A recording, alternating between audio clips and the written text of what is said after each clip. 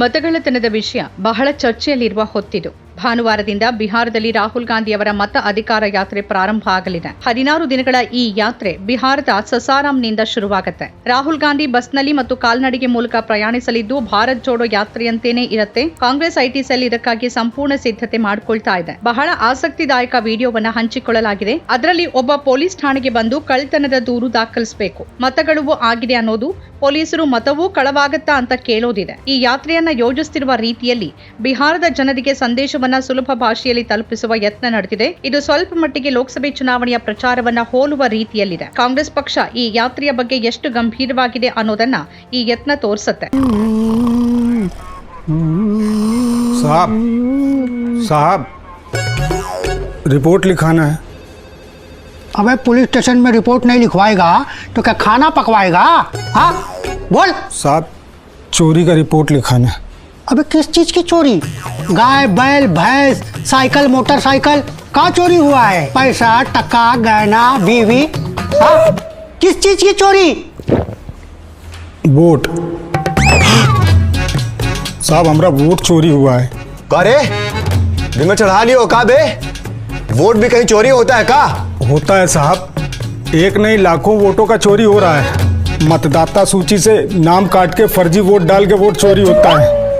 RJD ಕೂಡ ಒಂದು video ಹಂಚಿಕೊಂಡಿದೆ ಮತ್ತು ಈ ವಿಡಿಯೋ ಮೂಲಕ ಆರ್ಜೆಡಿ ಈ ಯಾತ್ರೆಗೆ ಎಷ್ಟು ತಯಾರಿ ನಡೆಸ್ತಿದೆ ಅಂತ ತಿಳಿಸಲಾಗಿದೆ. ರಾಹುಲ್ ಗಾಂಧಿ ಅವರ ಈ ಯಾತ್ರೆಯಲ್ಲಿ ಅವರೊಂದಿಗೆ ತೇಜಸ್ವಿ ಯಾದವ್ ಇರ್ತಾರೆ. ತೇಜಸ್ವಿ ಯಾದವ್ ಚುನಾವಣೆಯನ್ನೇ ಬಹಿಷ್ಕರಿಸುವ ಬಗ್ಗೆ ಯೋಚಿಸಲಾಗುತ್ತೆ ಅನ್ನೋ ಹೇಳಿಕೆ ನೀಡಿದ್ರು. ಜನರ ಬಳಿ ಹೋಗಿ ಅವರೇನ್ ಹೇಳ್ತಾರೋ ನೋಡಿ ನಿರ್ಧರಿಸ್ತೇವೆ ಅಂತ ಹೇಳಿದ್ರು. ಅದಕ್ಕಾಗಿನೇ ಆರ್ಜೆಡಿ ಕಾರ್ಯಕರ್ತರು ತೇಜಸ್ವಿ ಯಾದವ್ ಬಗ್ಗೆ ಬಹಳ ಉತ್ಸುಕರಾಗಿದ್ದಾರೆ. ವಿಧಾನಸಭೆಯಲ್ಲಿ ಎರಡನೇ ಅತಿದೊಡ್ಡ ಪಕ್ಷವಾದ ಆರ್ಜೆಡಿ ಚುನಾವಣೆಯನ್ನ ಬಹಿಷ್ಕರಿಸಬಹುದಾ ಅನ್ನೋ ಪ್ರಶ್ನೆನೂ ಇದೆ. ಆದ್ರಿಂದ ಆರ್ಜೆಡಿ ಕೂಡ ವಿಡಿಯೋಗಳನ್ನ ಹಂಚಿಕೊಳ್ತಾ ಇದೆ. ರಾಹುಲ್ ಗಾಂಧಿ ಅವರ ವಿಡಿಯೋಗಳನ್ನು ಕೂಡ ಹಂಚಿಕೊಳ್ಳಲಾಗ್ತಿದೆ. ಇದರೊಂದಿಗೆ ಪವನ್ ಖೇರಾ ಶನಿವಾರ ಪತ್ರಿಕಾಗೋಷ್ಠಿ ನಡೆಸಿದ್ರು. ಪತ್ರಿಕಾಗೋಷ್ಠಿಯಲ್ಲಿ ಅವರು ಚುನಾವಣಾ ಆಯೋಗ ಮತ್ತು ಬಿಜೆಪಿ ಎರಡನ್ನೂ ತರಾಟೆಗೆ ತೆಗೆದುಕೊಂಡ್ರು. ಭಾನುವಾರದಿಂದ ಪ್ರಾರಂಭವಾಗುವ ರಾಹುಲ್ ಗಾಂಧಿ ಅವರ ಯಾತ್ರೆಯ ಸಂಪೂರ್ಣ ವೇಳಾಪಟ್ಟಿ ಹಂಚಿಕೊಂಡ್ರು. ಜನರ ಹಕ್ಕುಗಳನ್ನ ಕಸಿದುಕೊಳ್ಳುವ ಹಕ್ಕು ಯಾರಿಗೂ ಇಲ್ಲ. ಹಾಗಾಗಿ ನಾವೆಲ್ಲರೂ ಒಟ್ಟಾಗಿ ಈ ಯಾತ್ರೆ ನಡೆಸುತ್ತಿದ್ದೇವೆ. ವಿಶೇಷವಾಗಿ ದಿನಗೂಲಿ ಕಾರ್ಮಿಕರು ಎದುರಿಸುತ್ತಿರುವ ಸಮಸ್ಯೆಗಳ ಕಡೆ ನಮ್ಮ ಗಮನವಿದೆ ಅಂತ ಹೇಳಿದ್ದಾರೆ. और कल आने वाले कल 17 तारीख को बिहार के सासाराम से हमारी वोट अधिकार यात्रा, एक ऐतिहासिक यात्रा शुरू होने जा रही है। आजाद भारत में आजादी से सांस लेना इसीलिए संभव है क्योंकि वोट देना संभव है। अगर हम वोट नहीं दे सके तो हम आजाद भारत में आजाद तरीके से सांस भी नहीं ले सकते। ये संघर्ष जो राहुल गांधी जी ने शुरू किया है, ये इसीलिए किया है कि आजाद भारत में एक एक भारतवासी आजादी से सांस ले सके। जिस ढंग से फर्जी तरीके से वोट जोड़ना, फर्जी तरीके से वोट काटना, भारतीय जनता पार्टी का ये रंगे हाथों पकड़े गए हैं, उनकी चोरी रंगे हाथों पकड़ी गई है। और खास तौर पे बिहार में अगर ये एसआईआर नहीं शुरू किया जाता तो शायद इतना कुछ सामने भी नहीं आता जितना अब सामान्य नागरिक निकाल कर दे रहे हैं।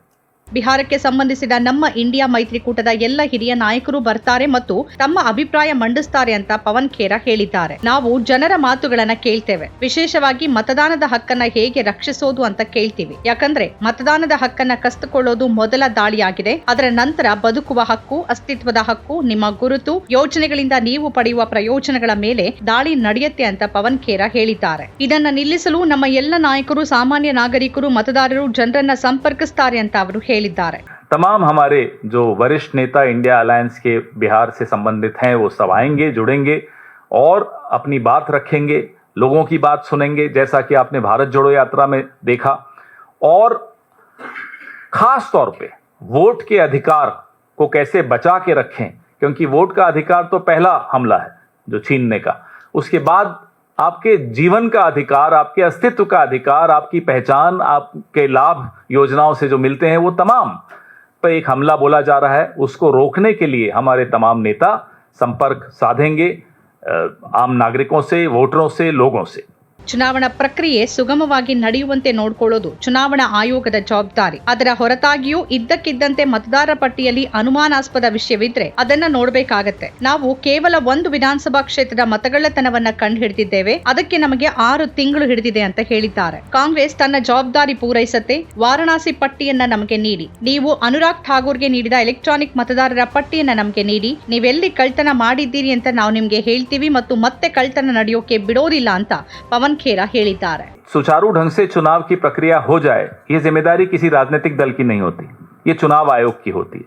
ये कह देना, मैं समझ गया, ये कह देना कि साहब आपकी जिम्मेदारी, हम अपनी जिम्मेदारी निभा रहे हैं, उसके बावजूद अगर अचानक हेरफेर हो जाए वोटर लिस्ट में, आपने देखा राहुल गांधी जी की 7 अगस्त की प्रेस वार्ता, किस तरह से एक एक पते पर 80 नाम, ये सब जिस तरह से किया जा रहा है, वो कोई राजनीतिक दल उसकी जिम्मेदारी नहीं ले सकता. हमें तो आप प्रिंटेड फॉर्मेट में देते हो लिस्ट, हम मशीन रीडेबल लिस्ट मांग मांग के थक गए, हमें नहीं मिली.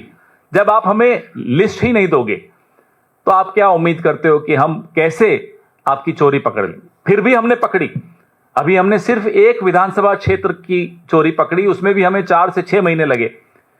अनुराग ठाकुर आए थे उस दिन, 6 लोकसभाओं का आंकड़ा वो कैसे ले आए? फिर आप कहते हैं साहब कांग्रेस अपनी जिम्मेदारी, अरे कांग्रेस जिम्मेदारी तब निभाए जब आप उनको वही हथियार दो जो आपने अनुराग ठाकुर को दिए हैं. हमें दीजिए ना वाराणसी का, हम तो फिर बोल रहे हैं वाराणसी के पूरी वोटर लिस्ट हमें दीजिए, इलेक्ट्रॉनिक वोटर लिस्ट दीजिए जो आपने अनुराग ठाकुर को दी थी. हम बता देंगे आपने कहां कहां चोरी की है, और चोरी होने भी नहीं देंगे. फिर ನಮ್ಮ ಕಾರ್ಯಕ್ರಮಗಳನ್ನು ನೀವು ನೋಡ್ತಾ ಇದ್ರೆ ನಮ್ಮ ಚಾನೆಲ್ ಅನ್ನ ಸಬ್ಸ್ಕ್ರೈಬ್ ಮಾಡಿ, ಪಕ್ಕದ ಬೆಲ್ ಐಕಾನ್ ಒತ್ತಿ ನಮ್ಮನ್ನ ಬೆಂಬಲಿಸಿ. ಹಾಗೆ ನಮ್ಮ ಕಾರ್ಯಕ್ರಮಗಳನ್ನ ಲೈಕ್ ಮಾಡಿ, ಕಮೆಂಟ್ ಮಾಡಿ, ಅದನ್ನ ಬೇರೆಯವರಿಗೂ ವಾಟ್ಸ್ಆಪ್ ಮೂಲಕ ಶೇರ್ ಮಾಡಿ.